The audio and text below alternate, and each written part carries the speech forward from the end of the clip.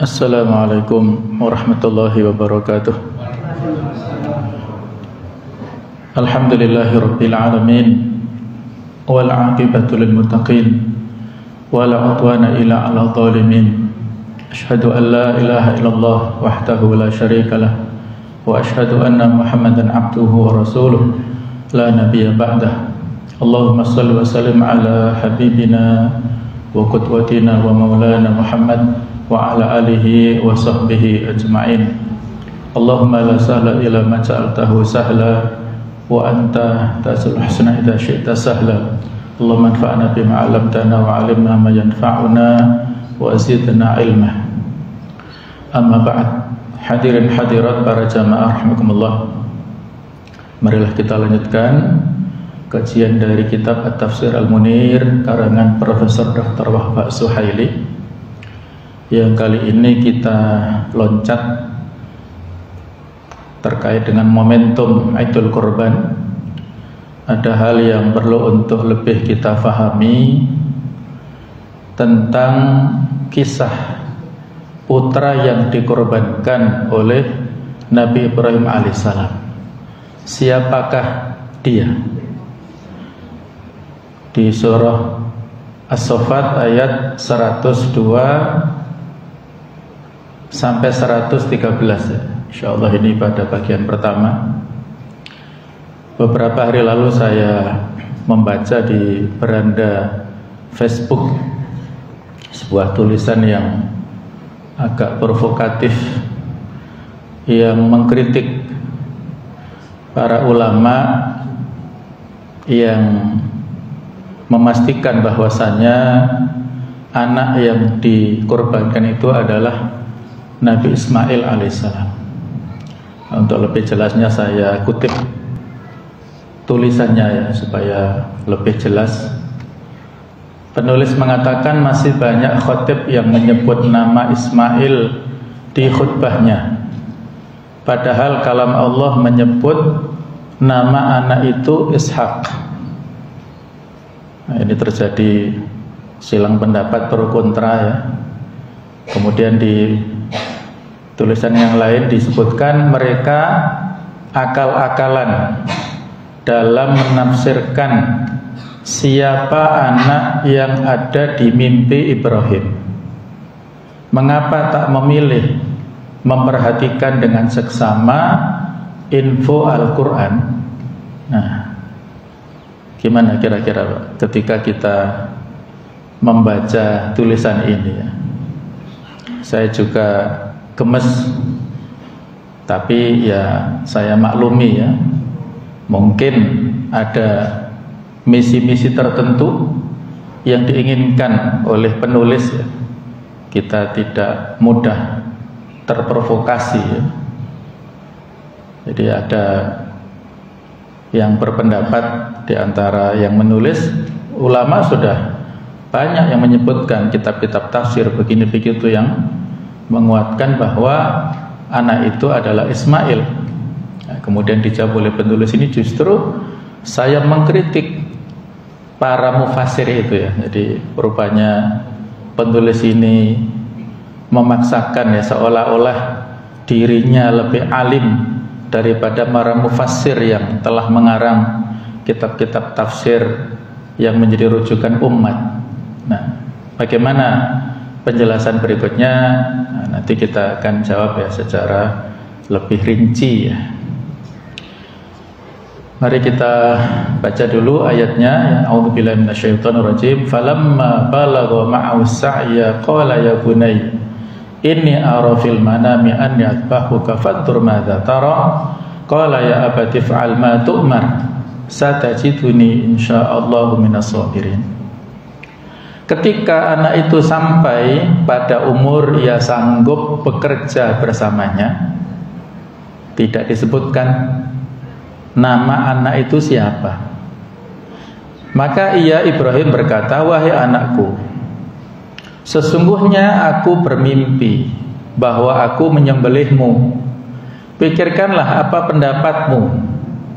Dia Ismail. Nah, jadi kalau ada terjemahan yang ada dalam kurung ini pemahaman dari penerjemahnya,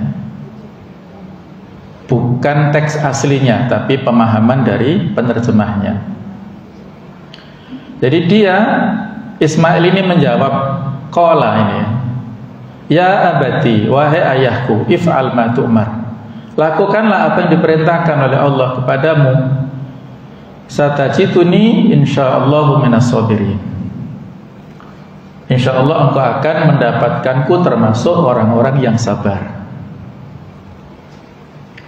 Nah, kemudian pada ayat yang 103, falamma aslama wa tallahu lil jabin, ketika keduanya telah berserah diri dan dia Ibrahim meletakkan pelipis anaknya di atas gundukan untuk melaksanakan perintah Allah, wa nadainahu ayya Ibrahim, kami memanggil dia, wahai Ibrahim, qad saddaqta ru'ya, sungguh engkau telah membenarkan mimpi itu, inna kadzalika najzil muhsinin, sesungguhnya demikianlah kami memberi balasan kepada orang-orang yang berbuat kebaikan.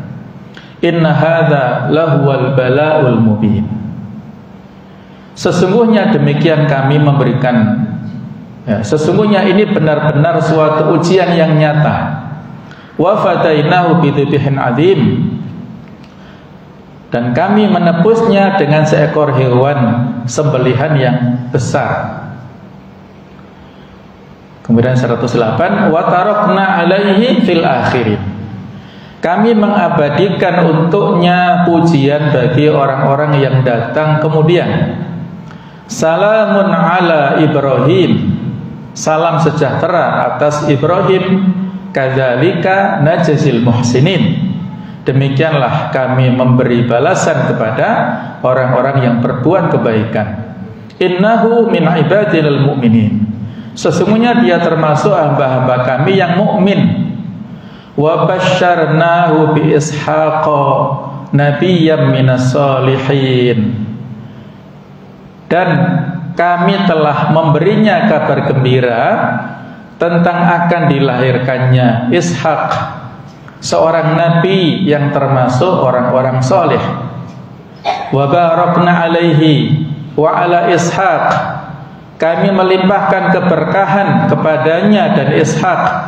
Wa min dzurriyyatihima, dan juga di antara sebagian keturunan keduanya, muhsinun wa dzalimun li nafsihi mubin, ada yang berbuat baik, ada juga yang terang-terangan berbuat zalim terhadap dirinya sendiri. Jadi yang dijadikan argumen oleh penulis di beranda Facebook ini, ayat ke-112 secara eksplisit tertulis, tersurat, Allah Ta'ala menyebutkan nama Ishak, wa basyarnahu bi Ishak. Sedangkan Nabi Ismail tidak disebutkan secara tertulis atau tersurat atau eksplisit. Nah, ini yang dibuat kesimpulan.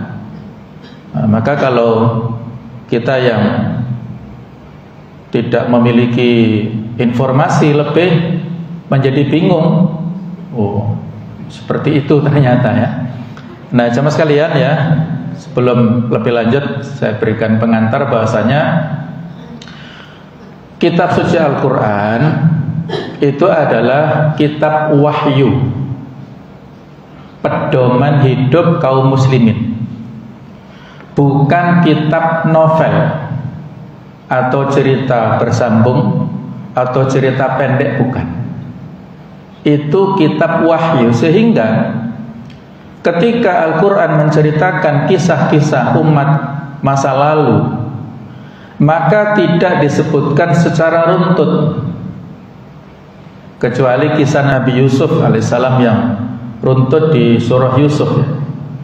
Kisah nabi-nabi yang lain terpencar di tempat yang berbeda-beda, termasuk kisah Nabi Ibrahim ya.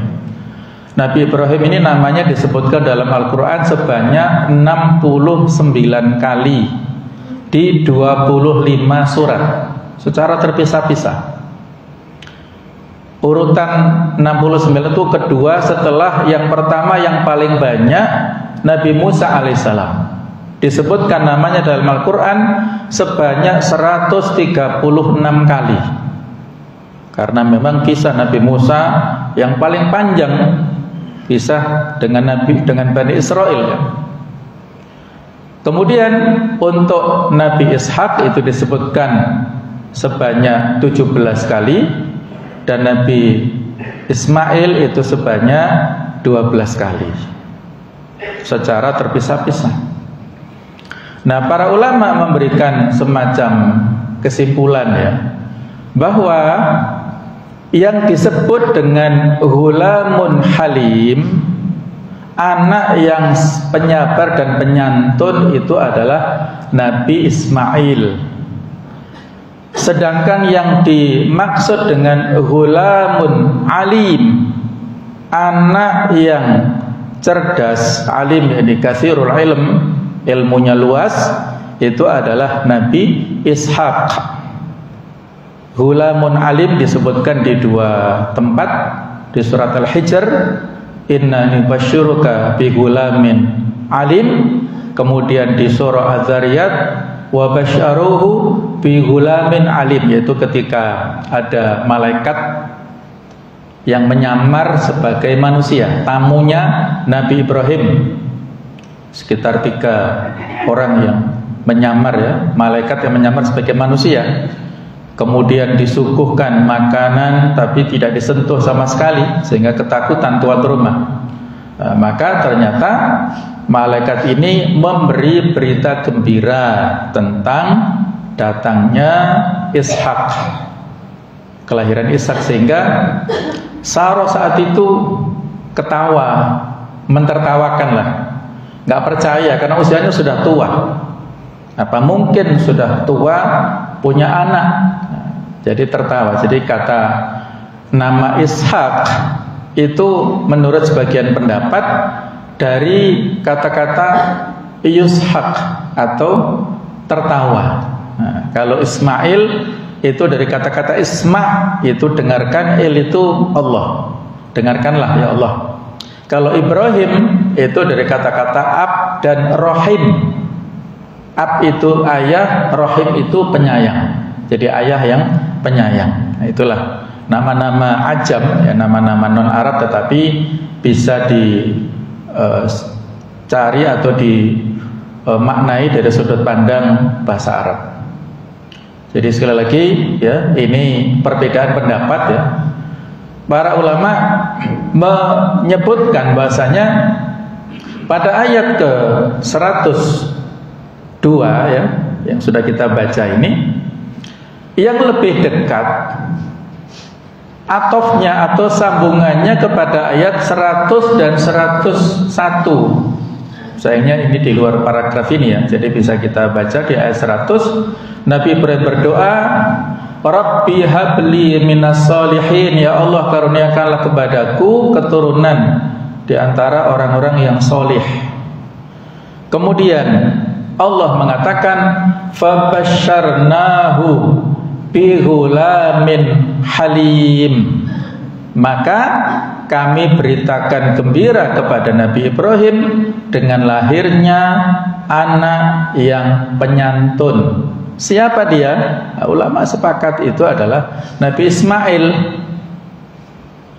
Baru kemudian ayat 102 itu kelanjutan 101-nya, falamma balagha ma'ahu. Jadi hunya di sini bersama dengan Nabi Ibrahim yang balagha as-sa'ya, yang sampai siapa anak itu usia. Para ulama nanti kita sebutkan ya, berbeda pendapat usianya berapa saat itu anak tersebut ya.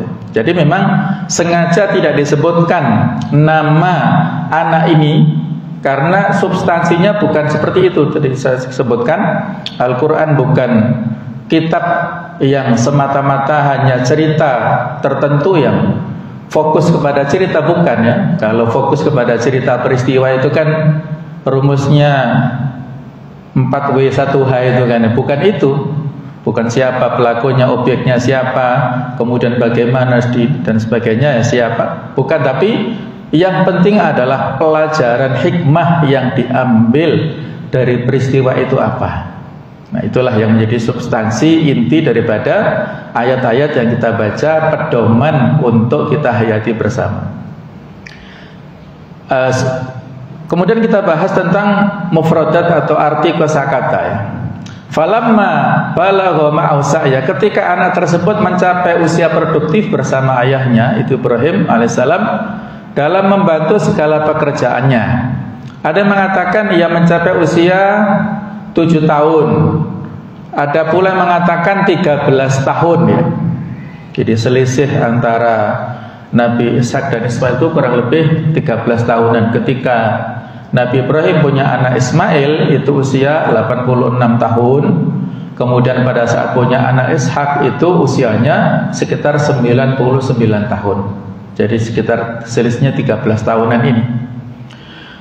Inni ara fil manam, aku melihat dalam mimpi. Dan mimpi para nabi adalah benar. Wahyu ya, mimpi nabi itu wahyu. Kalau mimpi kita bunga tidur ya. Ada yang menggembirakan, ada yang menyedihkan, tidak perlu dijadikan beban pikiran. Sedangkan perbuatan-perbuatannya adalah berdasarkan perintah-perintah Allah. Ada yang mengatakan Ibrahim alaihissalam bermimpi pada malam Tarwiyah, yaitu tanggal 8 Dzulhijjah. Seseorang yang berkata kepadanya, Allah memerintahkan menyembelih putramu. Pagi harinya beliau melakukan Tarwiyah. Tarwiyah artinya berpikir-pikir, menimbang-nimbang, memikirkan mimpinya, apakah dari Allah ataukah dari setan.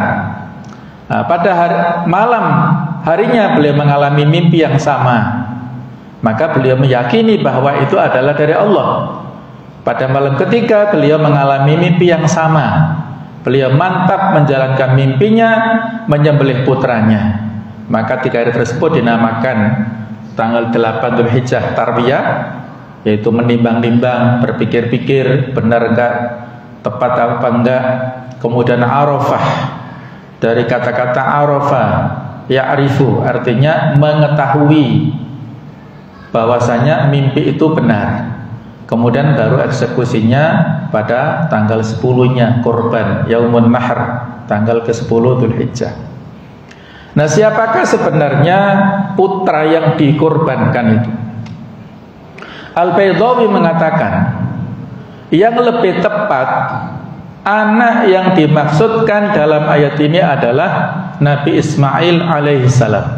Karena berbagai alasan ya, beliau menyebutkan di sini 5 alasan. Pertama, dirinya lah Nabi Ismail adalah anak yang dianugerahkan kepada Nabi Ibrahim sesaat setelah hijrah.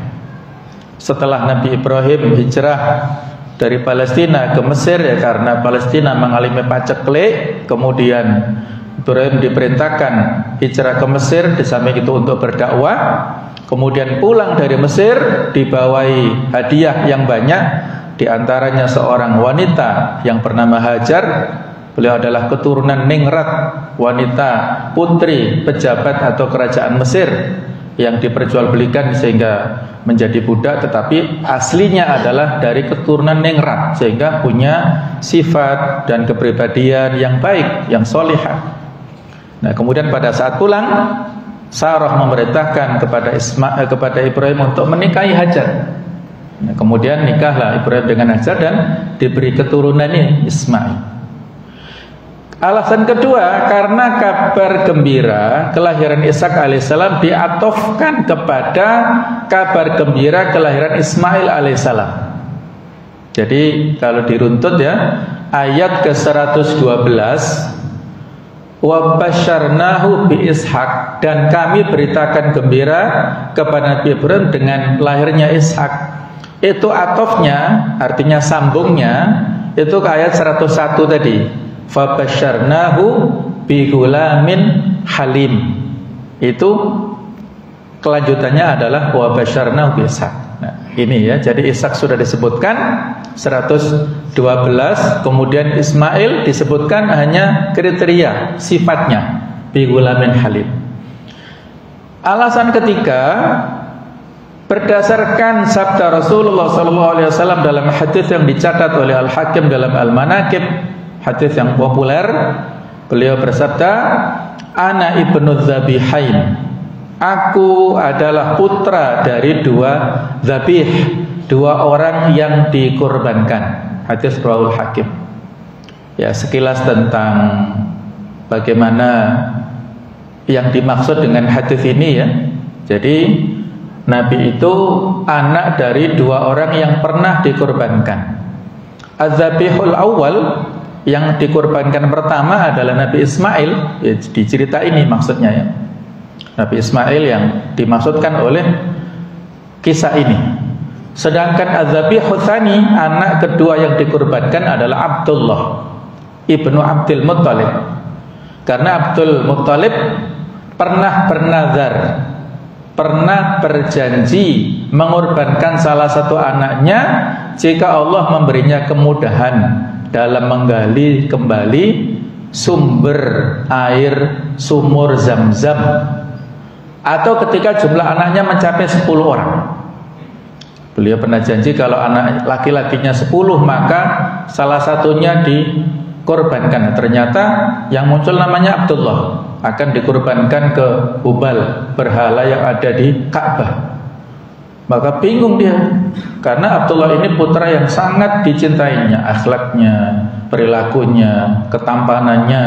Bingung, sehingga konsultasi kepada salah seorang yang orang pinter lah, dan orang pinter zaman dulu biasanya profesinya paranormal. Nah, itu dijadikan sebagai penasehat. Apa nasihatnya? Coba undi nama unta dan nama anakmu. Kalau nama unta ya bisa langsung disembelih, tapi kalau nama anakmu muncul ya undi lagi. Nah, ternyata dilakukan anak panah ya, ditulis 2 nama. Ternyata undian pertama, kedua, ketika sampai ke 10 itu muncul Abdullah, baru kemudian muncul yang terakhir itu unta.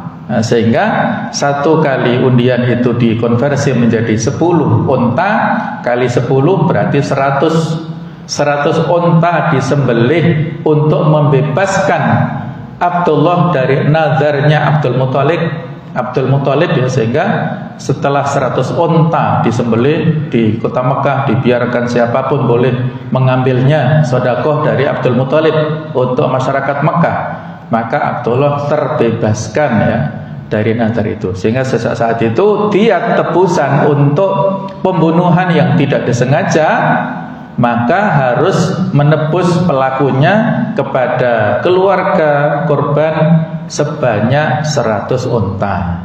Nah, itu diat pembunuhan tanpa sengaja. Misalnya kalau sekarang kecelakaan ya, ada orang lewat, kemudian mobil dengan tanpa sengaja menabrak, nah, maka itu pembunuhan tanpa sengaja, harus ditebus dengan 100 unta diberikan kepada keluarga korban. Itu berlaku sampai sekarang. Nah, ini alasan yang ketiga ya.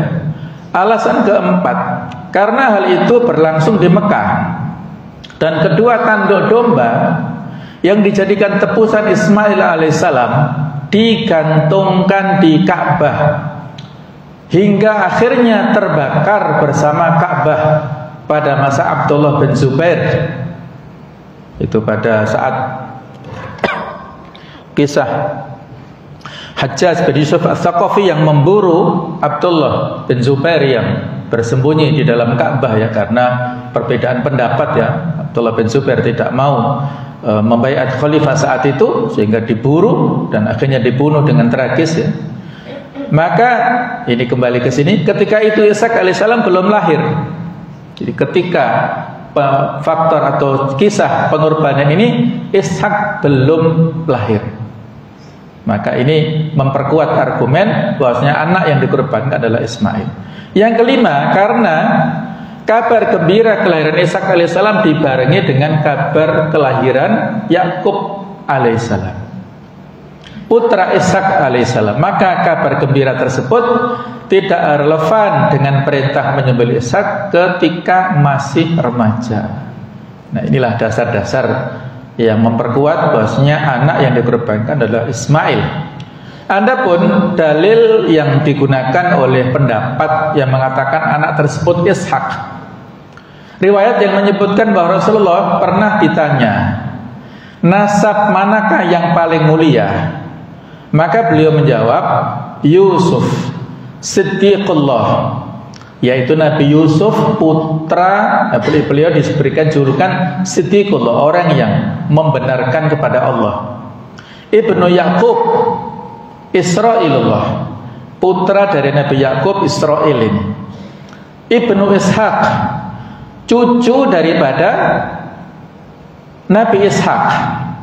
Jadi Nabi Yakub putra, berarti kan kakek daripada Nabi Yusuf. Sehingga Nabi Yusuf ini ibnu Nabi, ibnin Nabi, pokoknya ayahnya seorang Nabi, kakeknya juga, kakek buyutnya, terus itu sampai Nabi Ibrahim adalah Nabi. Jadi itu kemuliaan Nabi Yusuf ya. Nah, jadi di sini disebutkan yang sahih, yang benar, beliau menjawab Yusuf putra Yakub, putra Ishak, putra Ibrahim.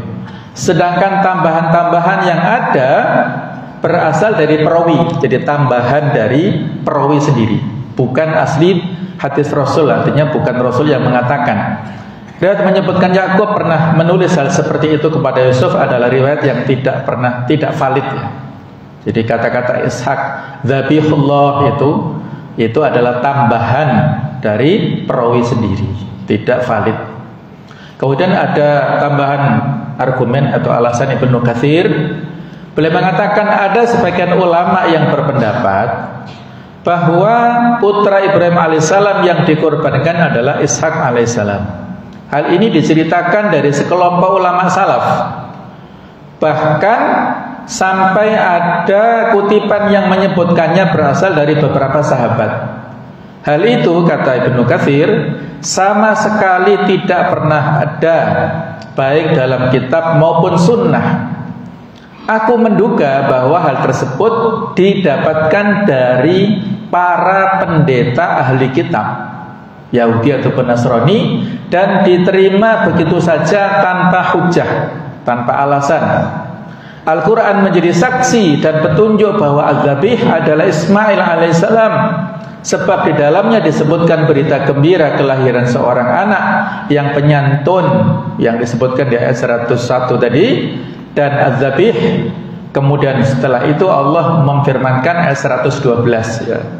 Ini sudah kita singgung tadi ya. Jadi inilah yang memperkuat alasan dan Ibnu Katsir ya, kita tahu seorang ulama yang kredibel ya. Beliau ahli dalam bidang tafsir, ahli dalam bidang sejarah. Jadi ya, kita kembali tadi mana kira-kira yang lebih pakar, penulis di beranda Facebook tadi ataukah Ibnu Katsir ya? Tentunya yang lebih alim adalah Ibnu Katsir.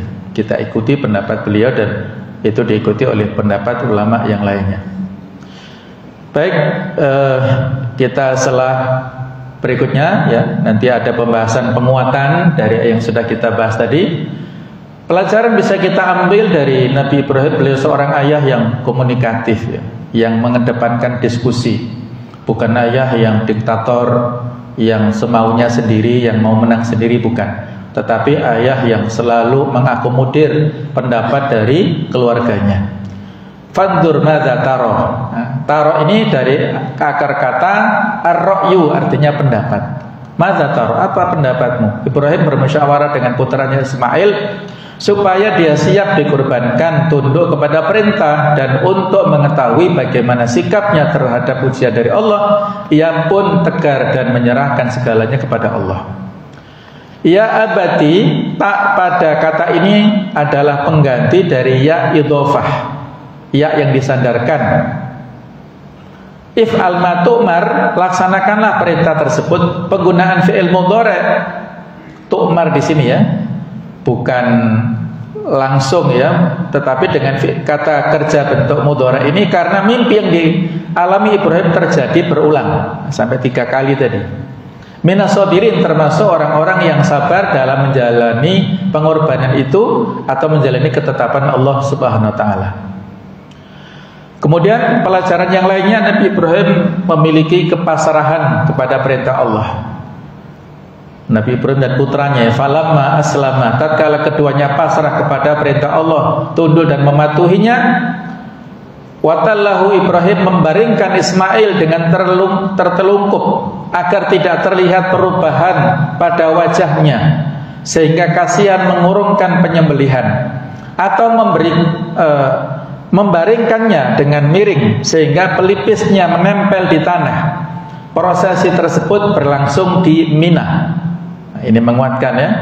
Jadi prosesinya berlangsung di Mina, di Jamarat. Al-Jabin berarti pelipis, pinggir dahi dan dahi diapit oleh dua al-jabin. Fungsi huruf lam pada kata lil jabin untuk menjelaskan bagian tubuh yang berada di bawah ketika dibaringkan. Ini seperti huruf lam pada ayat 109 surah Al-Isra yang artinya, dan mereka menyungkurkan wajahnya sambil menangis. Akhirnya mereka lulus dari ujian. Qad shaddaqta ru'ya, kamu benar-benar melaksanakan perintah dengan azam dan prosedur yang benar. Innaka dzalika najzil muhsinin, sebagaimana kami membalasmu, seperti itulah kami membalas orang-orang yang berbuat baik, yaitu orang yang muhsin, untuk dirinya dengan melaksanakan perintahnya. Ini menjelaskan sebab dihilangkannya kesusahan dari Nabi Ibrahim dan Ismail, karena keduanya adalah orang-orang yang muhsin. Inna hadza, penyembelihan yang diperintahkan ini, lahuwal balaul mubin, benar-benar ujian nyata untuk membedakan antara orang-orang yang ikhlas dari wa fadainahu, kami menebus anak yang akan disembelih Ismail alaihissalam. Berdasarkan pendapat yang lebih kuat, ada mengatakan ia adalah Ishak. Kemudian bidzibhin, dengan seekor domba sebagai gantinya. Kemudian azim, yang besar dan gemuk. Ulama Hanafiyah menjadikan ayat ini sebagai dalil bahwa orang yang bernazar mengorbankan anaknya, ia harus menyembelih seekor kambing. Kemudian Nabi Ibrahim mendapatkan kemuliaan salam dari Allah Subhanahu wa taala. Wa tarakna alaihi fil akhirin, kami mengabadikan bagi Ibrahim alaihissalam pujian yang baik pada generasi-generasi mendatang. Salamun ala Ibrahim, ucapan salam dari kami kepadanya. Kadzalika najzil muhsinin, dengan balasan seperti itulah kami membalas orang-orang yang berbuat baik bagi dirinya dengan menjalankan ketaatan kepada kami. Innahu min ibadinal mu'minin. Jadi kata-kata inilah yang menjadikan Nabi Ibrahim dimasukkan sebagai hamba yang muhsin, karena Ibrahim adalah termasuk di antara hamba kami yang mukmin ataupun yang beriman. Di mukmin sebagai landasannya, kemudian ihsan itu sebagai kelanjutan atau konsekuensinya. Adapun jamaah sekalian ya, tentang berita gembira kelahiran Ishak ini disebutkan ayat 112. Wa basyarnahu bi Ishaq, kami memberinya kabar gembira tentang kelahiran seorang anak laki, yaitu Ishak alaihissalam. Ini menjadi petunjuk bahwa az-zabih yang diperintahkan untuk disembelih adalah Ismail, bukan Ishak. Nabi yang minas solihin, ditetapkan kenabiannya dan ditakdirkan sebagai golongan orang-orang yang soleh. Wa barakna alaihi, kami memberkahi Ibrahim pada anak-anaknya, wa ala Ishak, juga kepada Nabi Ishak putra Ibrahim.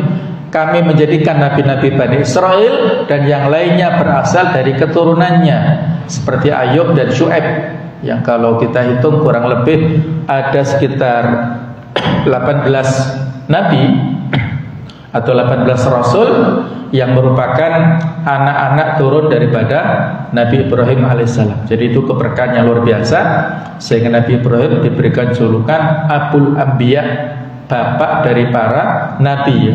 Dalam bahasa Ibrani, Ibrahim dipanggil Abraham, yang artinya bapaknya manusia atau bapaknya umat atau bapaknya para nabi dan rasul. Kemudian berikutnya muhsin, artinya adalah mukmin. zalimun li nafsi, kafir dan durhaka. Mubin yang nyata kekafiran dan kezalimannya. Al-Baydawi mengatakan nasab, ini juga penting ya, faedah poin daripada Al-Baydawi ini, nasab tidak berpengaruh pada petunjuk dan kesesatan. Kezaliman yang terdapat pada keturunan Ibrahim dan Ishak tidak mencederai dan mendatangkan celah bagi keduanya ya. Walaupun di antara keturunan beliau berdua ini banyak nabi dan rasul tadi, tapi banyak juga orang-orang yang merupakan Bani Israel yang tidak taat kepada Allah, yang kafir dan durhaka. Tapi itu tidak mempengaruhi kemuliaan rasul-rasul ini. Sehingga kalaupun ada Nabi Nuh yang istri dan anak-anaknya kafir, ada juga Nabi Lut, istrinya juga demikian, itu tidak mempengaruhi posisi kemuliaan Nabi dan Rasul ini. Kalaupun ada misalnya tokoh ataupun anak ataupun kiai atau ulama yang mendapatkan keturunan atau di antara keluarganya itu ada yang durhaka, itu semata-mata cobaan ya, ujian dari Allah. Ada contoh-contoh seperti itu untuk diambil pelajaran. Berikutnya tentang tafsir dan penjelasan. Ketika Ismail alaihissalam tumbuh besar menjadi remaja dan mencapai usia produktif untuk bekerja, berusia 13 tahun sebagaimana yang dikatakan Al-Farra, berkatalah Ibrahim alaihissalam kepada putranya yang diperintahkan untuk disembelih, "Wahai anakku, aku melihat dalam mimpi bahwa aku menyembelihmu, bagaimana pendapatmu?" Beliau menyampaikannya kepada Ismail agar ia mempersiapkan diri menjalankan perintah Allah Ta'ala dan mengharapkan pahala dengan ketundukan kepada perintahnya, dan untuk mengetahui kesabarannya terhadap perintah Allah, karena mimpi para nabi adalah wahyu yang harus dilaksanakan. Nah, kemudian yang perlu kita ketahui, ternyata ada distorsi. Distorsi artinya perubahan di kitab Taurat. Adzabih di sini adalah Ismail, karena Allah menyebutkan berita gembira tentang kelahiran seorang anak penyabar, dan anak itulah Adzabih. Setelah itu Allah menyebutkan ayat wa basyarnahu bi Ishaq wa nabiyyan minas shalihin. Adapun keterangan yang tercantum dalam Taurat, ini ada kalimat seperti ini: idbah fikraka wahidaka Ishaq, sembelihlah putra satu-satunya atau putra sulungmu yang bernama Ishak. Maka kata Ishak di sini adalah tambahan dari mereka dan distorsi terhadap kitabullah. Jadi kata Ishak yang kata terakhir itu nggak ada aslinya, ditambahkan sendiri oleh mereka. Nggak tahu siapa yang menambahkan di dalam kitab Taurat ini yang bertentangan dengan Al-Quran. Sebab Ishak alaihissalam bukanlah putra sulung Ibrahim dan bukan putra tunggalnya. Putra beliau saat itu adalah Ismail. Kemudian ketika beliau memasrahkan putranya untuk disembelih dan mematuhi perintah Allah, memberinya anak lagi yaitu Ishak alaihissalam. Jadi itu menunjukkan ada distorsi perubahan yang ada dalam kitab Taurat yang menjadi dasar ya. Artinya jangan-jangan ketika ada orang yang sangat provokatif dan memiliki keyakinan penuh bahwasanya anak itu adalah Ishak dan menyalahkan pendapat yang mengatakan anak itu adalah Ismail, jangan-jangan titik-titik ini ya, jangan-jangan ya, kita bukan bermaksud untuk bersuudzon, tetapi khawatirnya dia membawa propaganda dari orang-orang ahlul kitab untuk nggak tahu ya maksud-maksud popularitas dan lain-lain. Allahu a'lam. Allah Ta'ala memberikan pujian untuk Ismail, mendeklarasikan ketaatannya, ya batif al-matu'mar satajiduni insyaallah minas sabirin.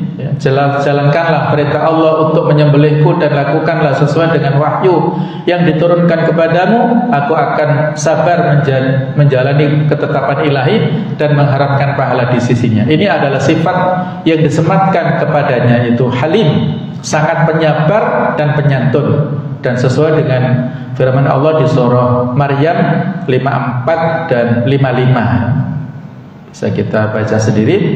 Kemudian berserah diri kepada Allah. Ibrahim pun mulai melaksanakan perintah Allah. Falamma aslama wa tahu lil jabin. Ketika keduanya telah berserah diri, tunduk kepada perintahnya menaatinya dan memasrahkan segala urusan keduanya kepadanya, Ibrahim menelungkupkan wajah putranya ke bawah agar tidak terpengaruh rasa kasihan hingga membuatnya ragu-ragu untuk menyembelihnya atau membaringkannya ke samping, pelipisnya menempel ke tanah. Lokasi penyembelihan berada di Al-Manhar, tempat penyembelihan terletak di Mina, dekat dengan lokasi jumroh atau jamarat. Bisa kita bayangkan ya, anak yang ditunggu-tunggu sekian lama tetapi disuruh untuk dikurbankan. Tapi Nabi Ibrahim dengan penuh kesabaran menunaikan perintah itu, dan akhirnya ya, walaupun ada godaan-godaan ya, Mujahid berkata, Ismail berkata kepada ayahnya saat menyembelihku, janganlah melihat wajahku, khawatir hal itu membuatmu mengasihaniku sehingga tidak bisa secepatnya menyembelihku. Ikatlah kedua tanganku, lalu hadapkan wajahku ke tanah. Beliau pun melakukannya. Imam Ahmad meriwayatkan dari Abdullah bin Abbas, ia berkata, ketika Ibrahim alaihissalam diperintahkan menjalankan manasik haji, setan menampakkan diri kepadanya di sa'i, dan keduanya pun lari berkejaran. Beliau berhasil mengalahkan setan. Saat Jibril alaihissalam membawa beliau ke Jumroh Aqobah, setan kembali menampakkan diri. Beliau pun melemparinya dengan 7 kerikil sampai setan menghilang. Inilah filosofi yang bisa kita dapatkan dari perintah untuk melempar jumroh ini ya. Kemudian kurban diganti dengan domba. Saat setan kembali menampakkan diri di jumroh wusta, beliau melemparinya lagi dengan 7 kerikil. Kemudian beliau membaringkan Ismail di atas pelipisnya yang sedang mengenakan baju putih. Ini luar biasa perkataan Ismail ya. Wahai ayah, aku tidak memiliki pakaian yang bisa dijadikan sebagai kafan jasadku selain baju ini. Lepaskanlah baju ini supaya bisa digunakan untuk kafanku. Saat beliau melepaskannya, beliau dipanggil dari belakang. Ayah Ibrahim, qad saddaqta ru'ya. Beliau menoleh dan melihat seekor domba putih bertanduk dan memiliki mata bagus. Abdullah bin Abbas berkata, aku melihat kita senantiasa berusaha mencari domba semacam itu ya, untuk mengikuti apa yang dilakukan tadi oleh Nabi Ibrahim. Kemudian membenarkan ya, dengan azam, tekad bulat. Ketika Ibrahim membaringkan Ismail alaihissalam untuk disembelih, tiba-tiba malaikat memanggilnya dari belakang bukit.